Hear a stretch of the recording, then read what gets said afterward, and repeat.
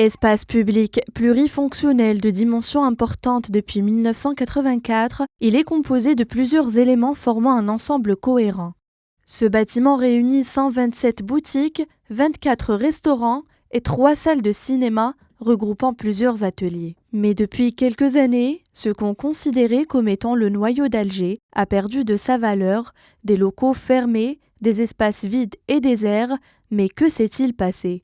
Pour y répondre, nous sommes partis à la rencontre du directeur général de l'OREF. La dégradation s'est accélérée surtout pendant la période noire, qu'on le veuille ou non. Il y a eu la création de certaines activités qui étaient incompatibles avec la vocation du centre.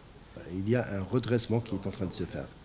Donc ça fait 2 années qu'il y a un programme qui a été initié.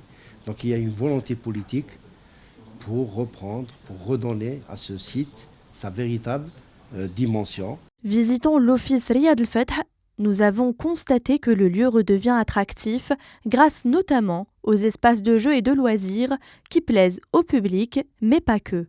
Et pour cause, nous avons aussi rencontré un jeune investisseur riche en nouvelles idées. On a envie de faire ici un projet de restauration dans le style européen. Ouais, je pense que c'est un centre prometteur, c'est juste qu'il y a des locaux qui sont fermés. C'est un noyau historique, c'est un complexe on va dire. Ça mélange plusieurs côtés d'Alger. Le monument prend tout son sens dans un contexte social et culturel. Il est riche d'enseignements et renseigne sur l'état de la société. La renaissance de ce lieu historique redonne de l'espoir.